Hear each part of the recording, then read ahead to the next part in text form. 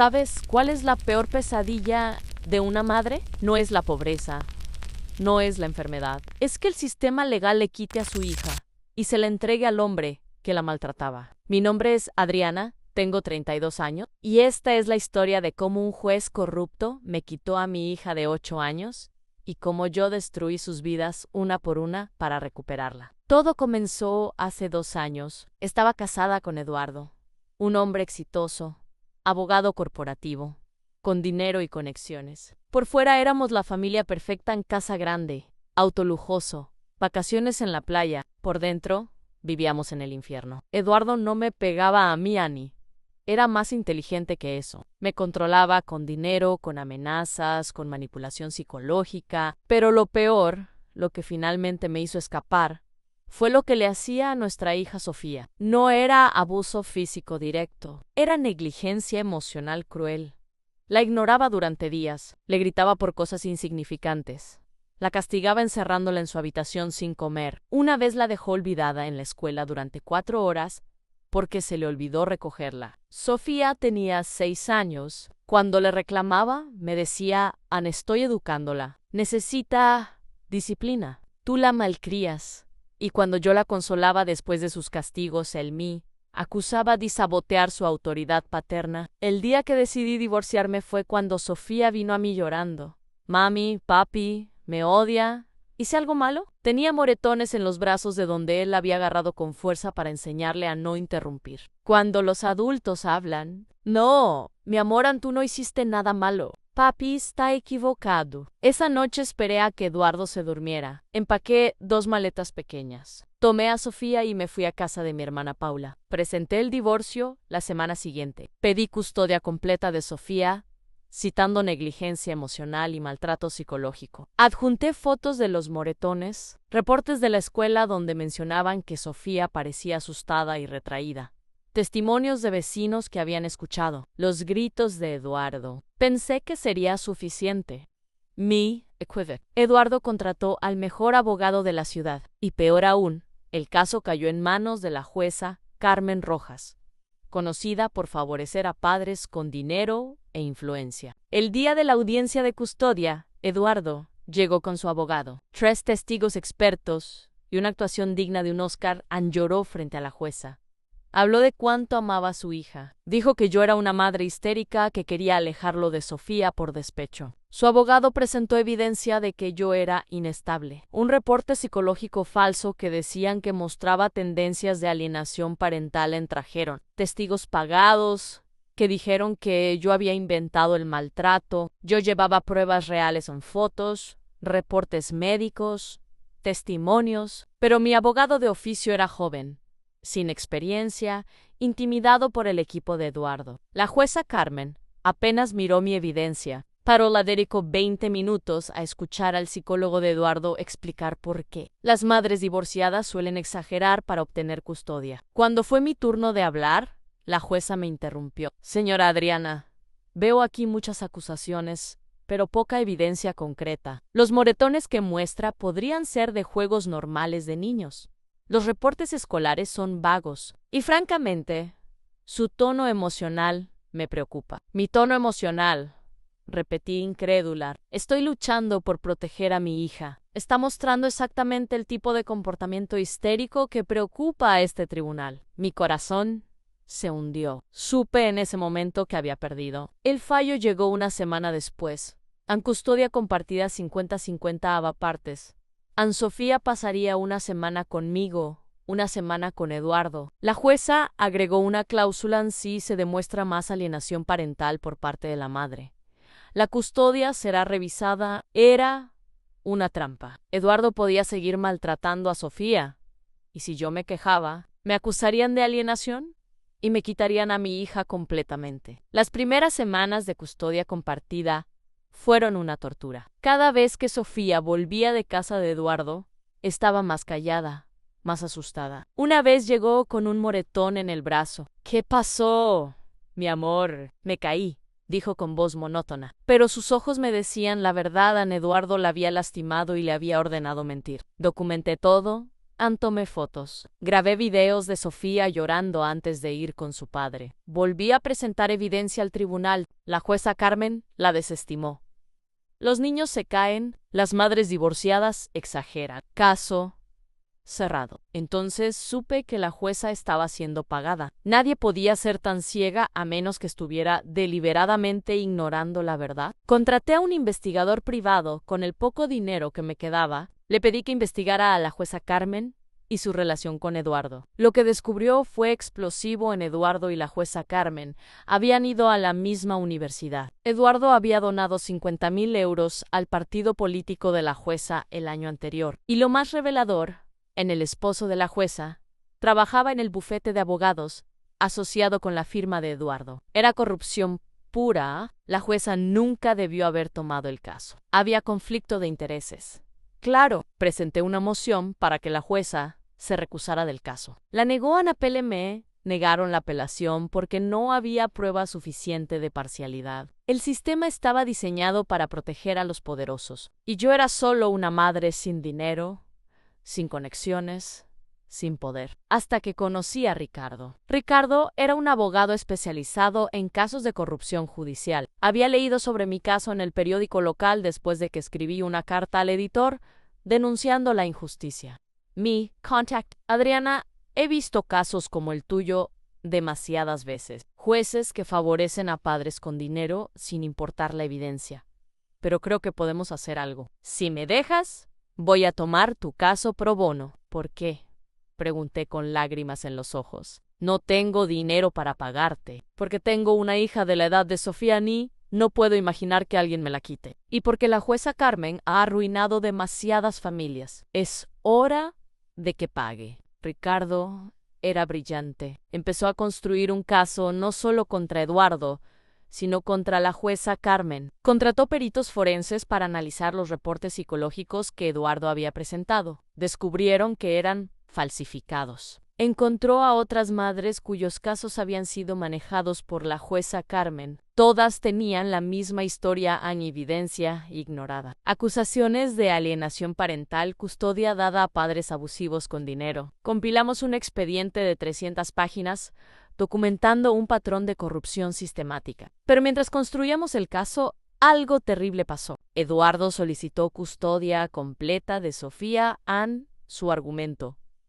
Yo estaba obsesionada con destruirlo legalmente y eso estaba afectando a nuestra hija. La audiencia fue una farsa. La jueza Carmen, claramente molesta por mi acoso con apelaciones y mociones, falló a favor de Eduardo. Custodia completa para el padre. La madre tendrá visitas supervisadas 2 veces al mes. Me quitaron a mi hija. Sofía lloró y gritó: «¡Mami, no!», mientras los trabajadores sociales me la arrancaban de los brazos. Esa noche toqué fondo. Me senté en el piso de mi apartamento vacío y lloré hasta no poder más. Ricardo me llamó. «Adriana, sé que duele, pero esto va a ser temporal. ¿Vamos a apelar esto? ¿Vamos a exponer a la jueza y a Eduardo? ¿Vamos a recuperar a tu hija? ¿Cuándo? ¿En 1 año? 2. Mientras tanto, Sofía sufre. Confía en mí.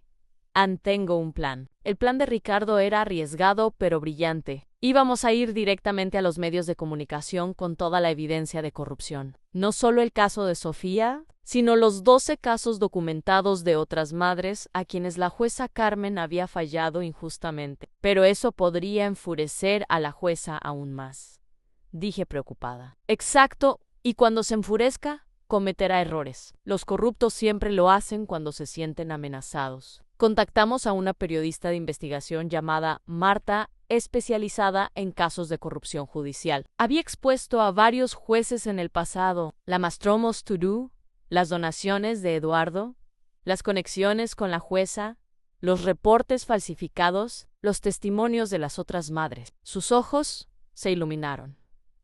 «Esto es grande, muy grande. Necesito 2 semanas para verificar todo y preparar el reportaje». Esas 2 semanas fueron las más largas de mi vida. Solo podía ver a Sofía 2 veces al mes, 1 hora cada vez, con un supervisor presente. Mi hija llegaba callada, con ojeras, más delgada. Eduardo la estaba destruyendo y yo no podía hacer nada. «Mami, ¿cuándo puedo volver a casa?», me preguntó en una visita.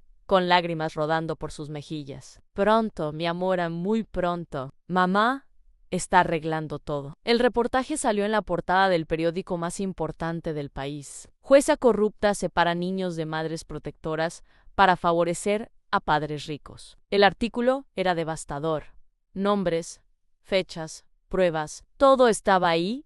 A las redes sociales explotaron. Hashtags como Justicia para Sofía y en jueza corrupta se volvieron tendencia. Grupos de madres organizaron protestas frente al tribunal. La respuesta de Eduardo y la jueza fue atacar. Eduardo dio entrevistas diciendo que yo era una madre alienante que había manipulado a los medios. La jueza Carmen emitió un comunicado acusándome de difamación, pero Ricardo estaba preparado. Presentó una demanda formal contra la jueza Carmen ante el Consejo de la Magistratura, el organismo que supervisa a los jueces. Adjuntó las 300 páginas de evidencia más el reportaje periodístico. El Consejo no tuvo más remedio que abrir una investigación. Mientras tanto, uno de los testigos expertos de Eduardo quebró. El psicólogo que había firmado el reporte falso sobre mí fue contactado por la periodista Marta.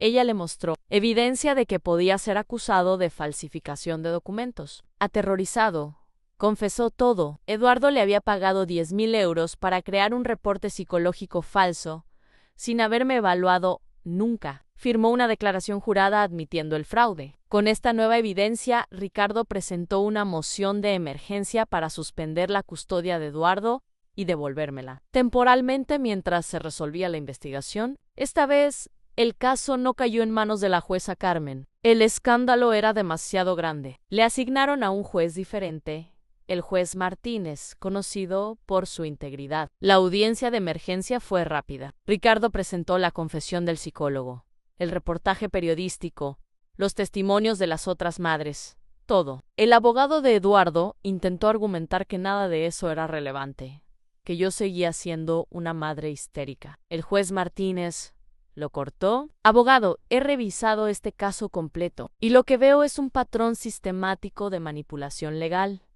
Veo reportes falsificados, veo posible corrupción judicial y veo a una niña de 8 años siendo usada como peón en un juego de poder. Se volvió hacia mí, señora Adriana. Custodia temporal completa de su hija se le devuelve inmediatamente mientras se resuelve la investigación. El padre tendrá visitas supervisadas. Lloré. Ricardo me abrazó. Había ganado la primera batalla. Fui a recoger a Sofía esa misma tarde. Cuando la vi salir de la casa de Eduardo, corrí hacia ella. La abracé tan fuerte que pensé que nunca la soltaría. Mami, ¿es verdad? ¿Puedo quedarme contigo? Sí, mi amor. Ya no te van a separar de mí nunca más. Los siguientes meses fueron una montaña rusa legal. La investigación contra la jueza Carmen reveló que había recibido sobornos y favores de al menos 15 abogados en casos de custodia durante los últimos 5 años. Las donaciones legales eran solo la punta del iceberg. Fue destituida de su cargo, suspendida permanentemente de ejercer como jueza, y enfrentó cargos criminales por corrupción. Eduardo enfrentó cargos por soborno y falsificación de documentos.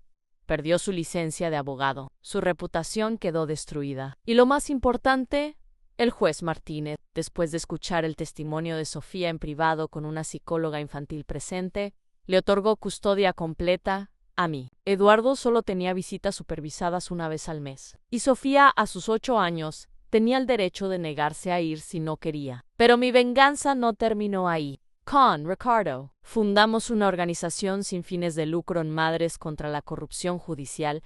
Ofrecemos apoyo legal gratuito a madres que están luchando contra jueces corruptos y padres abusivos con dinero. En 2 años hemos ayudado a recuperar la custodia de 34 niños.